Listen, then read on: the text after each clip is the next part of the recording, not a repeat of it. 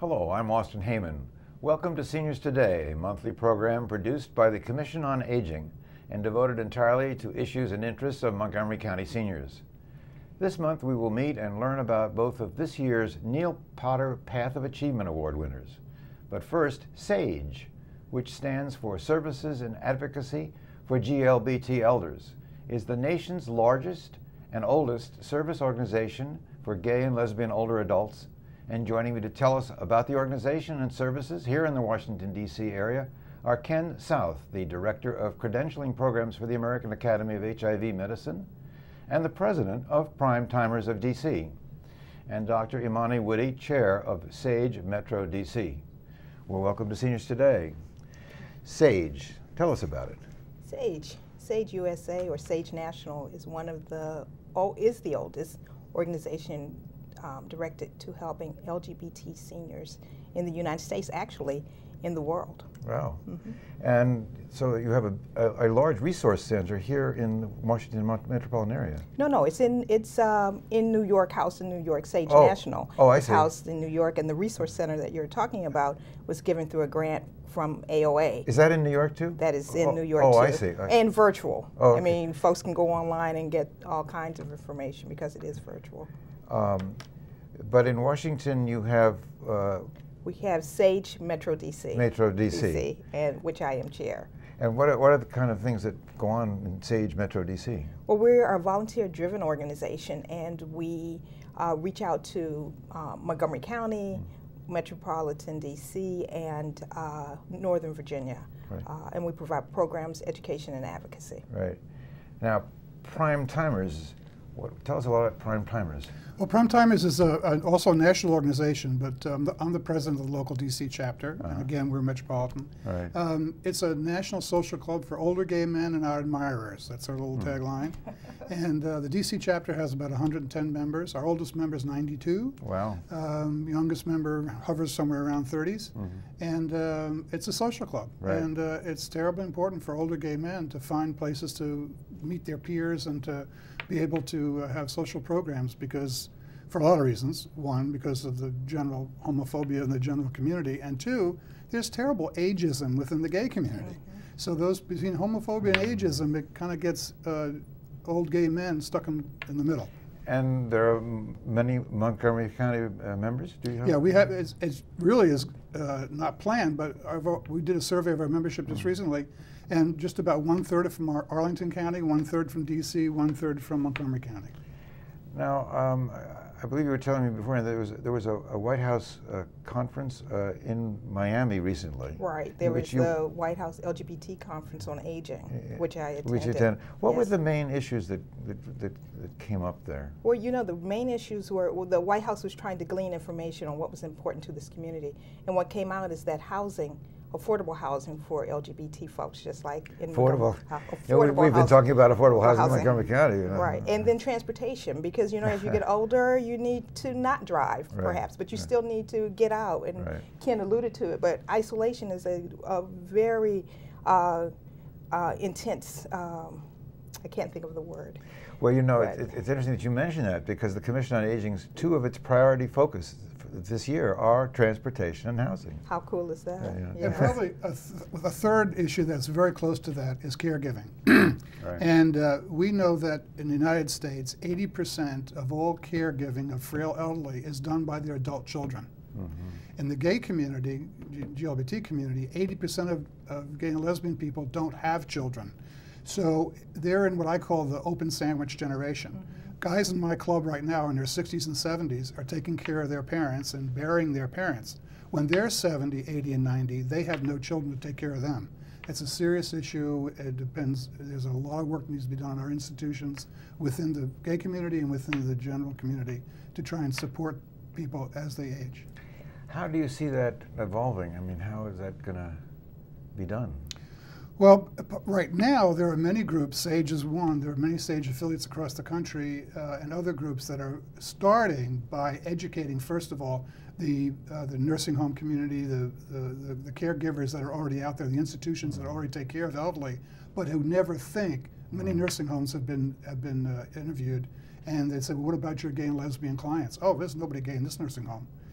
Because people are afraid. Many people fear that they have to go back in the closet when they need the care of an institution because the institution will treat them badly and discriminate against them. Yeah. So training of institutions is very important right now. And that builds on the point that lots of LGBT folks come out in their 60s, 70s, and 80s. So they come out in their 60s, 70s, and 80s, and then they find that they need to go back in the closet because of the stigma and the discrimination that they may feel or think they may feel in a nursing home or a facility, or even in a community service center, or the guy who drives the ride-on bus. Now, do you have a phone number or a website that you want to give? Sure. People can really, Montgomery County residents, we're really grateful to be here and be on the show, and we would love to give some programs in Montgomery County, and you can reach us by SageMetroDC1 at Gmail. So SageMetro DC1 at Gmail. Great. And Primetimers, it's just primetimersdc, one word.org. We have a great website. Please check it out and come every Wednesday. We have our social at DuPont Italian Kitchen. We have cocktails and dinner. 25, 30 guys, 60 plus. Have a great time every week. Now you have expertise in the whole HIV world. Can you, what is the status of? Are we making progress? Are we? How do you see it today?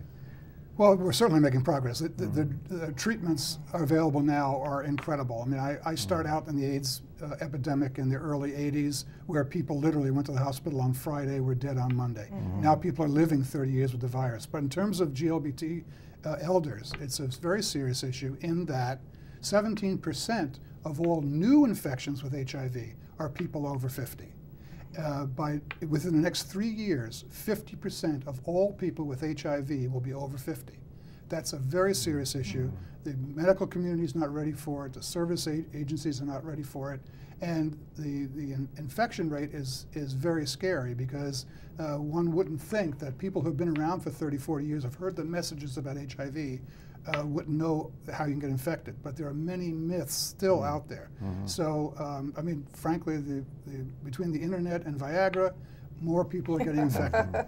And so we're working with groups to educate older gay men, in our case, that AIDS is still out there. You can still get infected. You need to protect yourself and protect your partner. Well, thank you very much for coming in to tell us about SAGE and Primetimers for our community. Thank you. When we come back, we'll meet one of this year's Neal Potter Path of Achievement Award winners. So please stay with us. We'll be right back.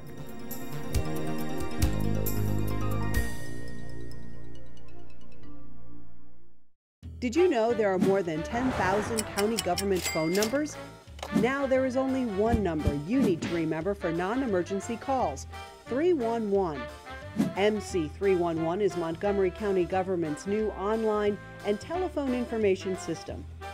Need information? Have a problem or complaint? Trying to locate a county government facility? Call 311. The call center is open Monday through Friday, 7 a.m. to 5 p.m. The website is available 24 hours a day, 7 days a week. Remember, call 311 to get it done.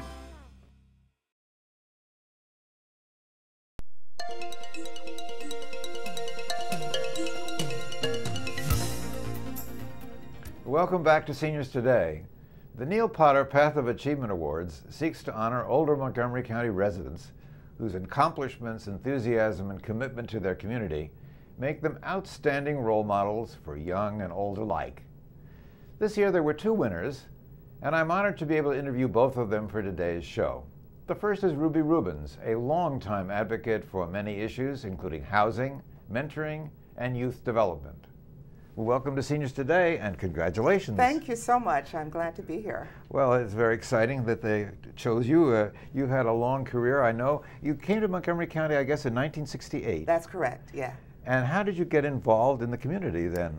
Well, my husband and I started house hunting in late 1967, and we had friends who lived in Montgomery County. They said, come on out and see what Montgomery County has to offer.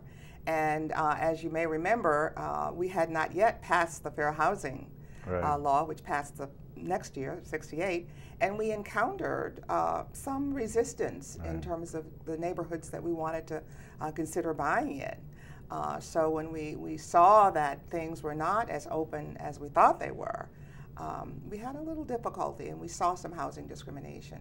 So when we finally did settle upon a community and became Montgomery County residents, that was the first area that I felt I wanted to get involved in, to see what was going on in the housing arena. And I remember there was an organization, I don't know that it existed, Suburban Fair Housing. Suburban Maryland Fair Housing, yes, was just about the premier organization that was involved in housing issues. And so you got very much involved. I got very much involved. They were housed at Cedar Lane, I think Unitarian Church in Bethesda.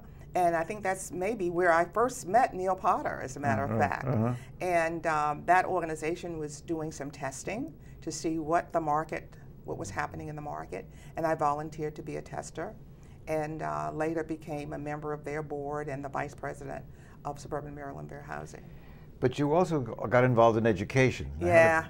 So you obviously had a child, or yes, that got you involved? That's correct. We had a new school built in our community immediately after we moved in, and they were seeking community volunteers to come in and work with the kids, and I did that for a couple years. And I saw some things going on, particularly with black boys, that I didn't particularly like. I was fortunate enough to become a mother of a black boy in 1971, and knew that if he were going to be attending Montgomery County Public Schools, then I, as a parent, needed to be there and know what was going on and get involved. So I began that as well. And so you got involved in something called Blacks United for Excellence.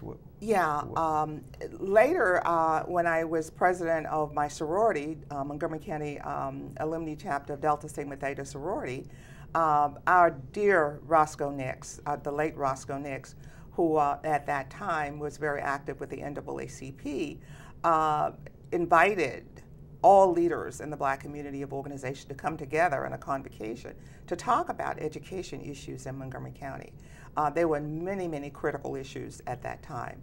So we all came together, and the outcome of that was an organization formed called Blacks United for Excellence. Because it was underachievement.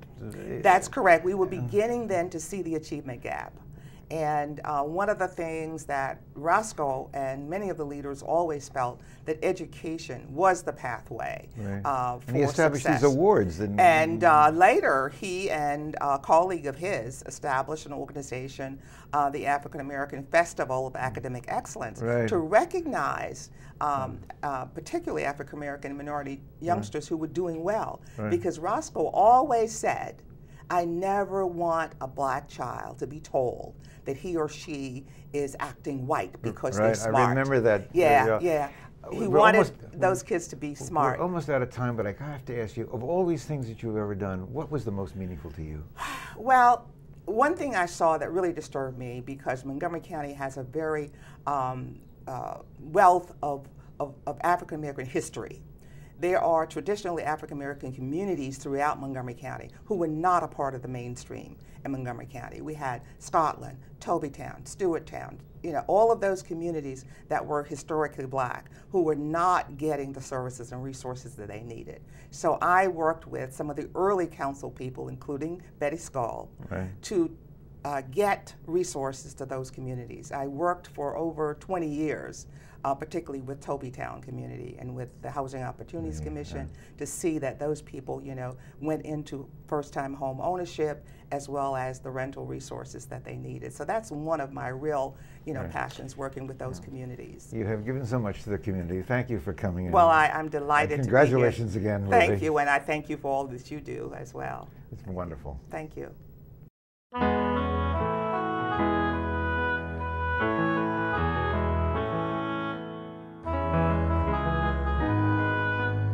I'm Ruby Smith Rubens, and I grew up in New York City.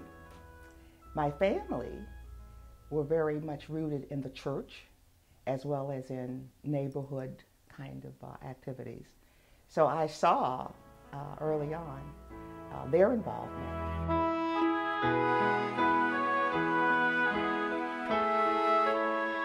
We had some misfortune in looking because we were turned away in certain subdivisions. When we attempted to explore the Norbeck area, the Lay Hill area, we just were not encouraged. The year that we moved in, if I remember correctly, was the year that the Fair Housing Act was passed. And as we moved here, and having had that experience, I said, well, I need to really see what's going on in my new community as far as housing integration and housing. And that's when I first heard of Neal Potter, as a matter of fact. And I began volunteering with the Suburban Maryland Fair Housing and did housing testing and was very active and became vice president of Suburban Maryland Fair Housing. And so that was my introduction into really a passion for housing issues and fair housing.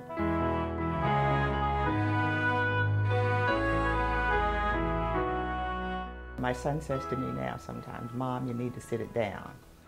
So, but I can't. And I say to him, I'm afraid that if I sit it down, I may not get it up again. So I do the things I need to do to keep myself vital and to keep energetic and to keep my mind functioning. But not only that, but it's what I love to do. It's my passion in life to be involved politically, socially, economically, with community development, that kind of interacting with people. And that just gives me the motivation to do what little I can while I'm here. And hopefully, I can at least have somebody say, that I helped along the way or that something was done right. And that really pleases me a lot.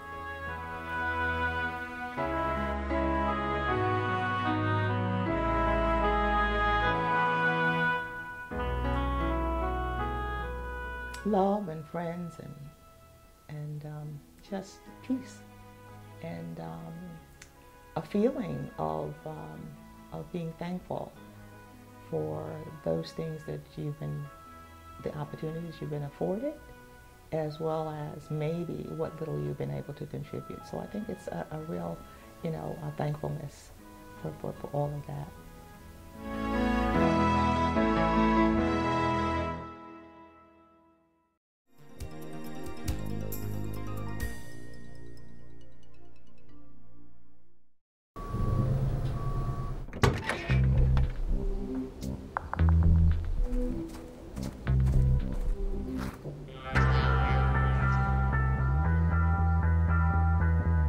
When you throw away money on wasted electricity, you're throwing away everything you could have bought with it. Saving energy saves you money. Learn more at energysavers.gov. So, I just moved in with this family, and it's embarrassing. The little one, he likes to go outside and crawl around in the giant litter box. I don't know what he's doing. I mean, I was born and I knew how to use the litter box. Look at that! That's disgusting! Oh, poop already! You're making me nervous. Oh, okay, I can't look at this anymore. I really hope he grows out of this, for his sake.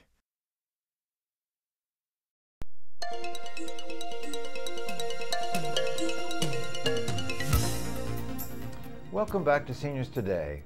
We conclude today's show with the other winner of this year's Neal Potter Path of Achievement Awards. His name is Tufail Ahmad, who, among other contributions to Montgomery County, co-founded the Montgomery County Muslim Council.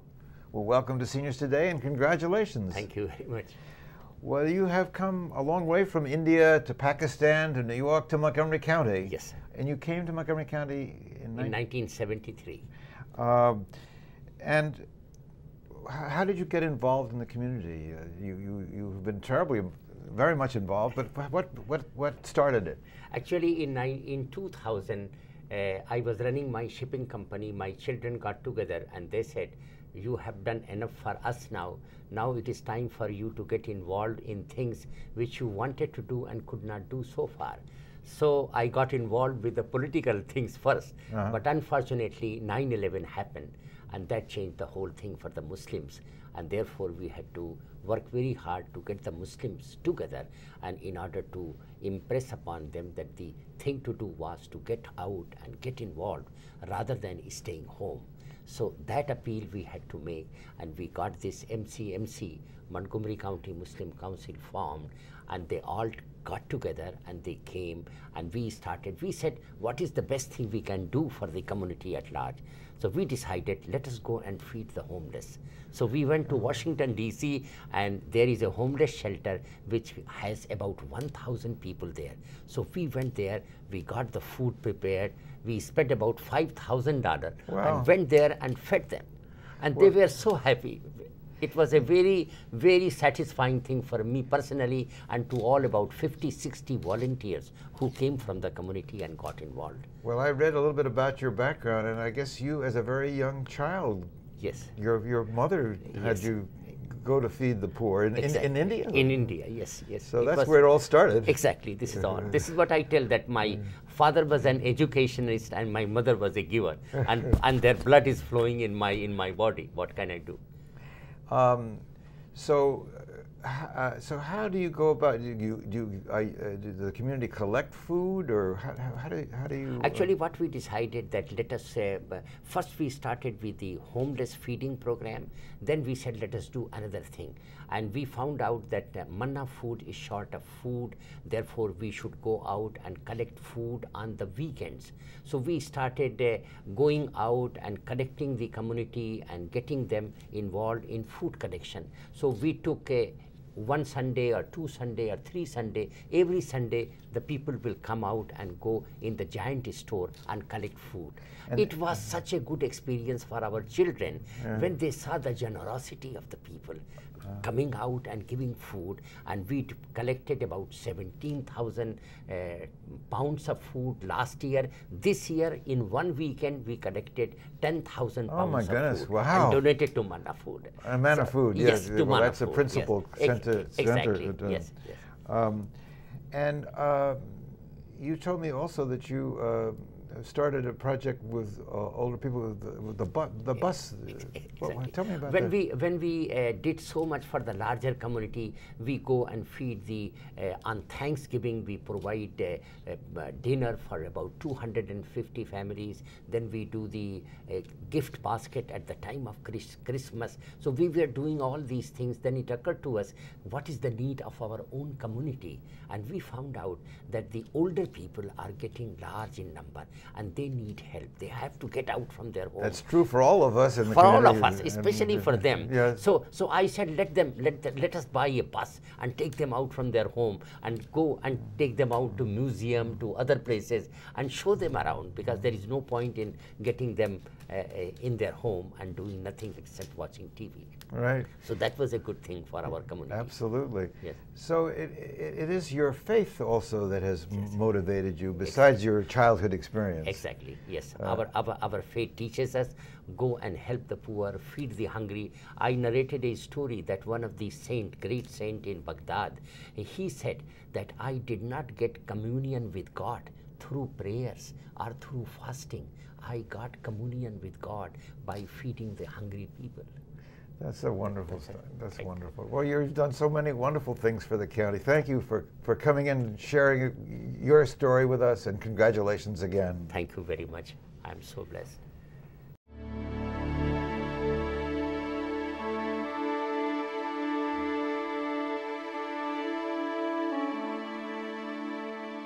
My name is Tufail Ahmad. I was born in India. Then I moved to Pakistan in 1958. I got into the civil service in Pakistan. I served there for 13 years, and out of that 4 years I worked in the United Nations headquarters in New York. And then I moved to Washington, D.C. in 1973. And since then we are living here. For the last about 40 years we have been living in this town.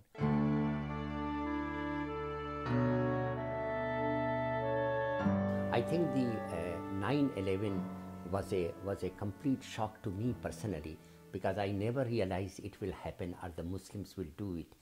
But unfortunately it happened, and it opened our eyes as to where we are living, what we are doing in this community. It gives us everything. It has been so helpful and cooperative. So that is the reason we got all the Muslims together and said, let us go and give back. Let us go and introduce ourselves so that they know who we are.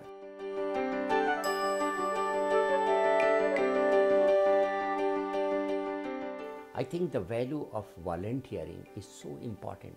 Even in our religion, it is written that you should go and volunteer, go and help the people, because it is a part, the main purpose or the main guidance which we get from Quran and from our Prophet, that you go and help the people. It has come again and again. Go and share, go and feed the hungry people. There is a saint in Iraq, Abdul Qadir Jilani. He is a renowned scholar and saint. And what he said, it is beautiful. I did not get communion with God through fasting or through prayers. I got communion with God by feeding the hungry people.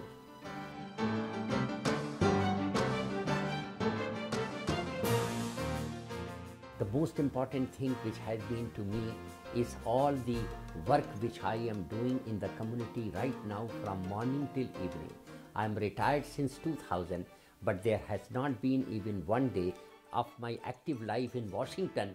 I go to office every day in the morning and come back in the evening and involved in community work. I think county executive has been very kind that he has given us this MCMF, which is a charitable organization, and that has been the organization which we have been sponsoring for all social work and cultural work.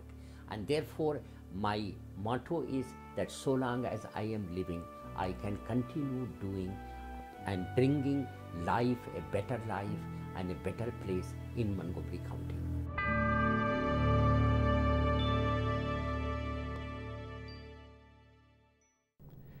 Don't forget that you can access a great deal of information about county services for seniors by going to the Montgomery County Senior website at www.montgomerycountymd.gov/seniors, or call the Senior Resource Line at 240-777-3000. Also, we have a new email address that you can use to send us comments or suggestions for future topics on our show. It's seniorstoday@montgomerycountymd.gov. And as always, thank you for watching Seniors Today.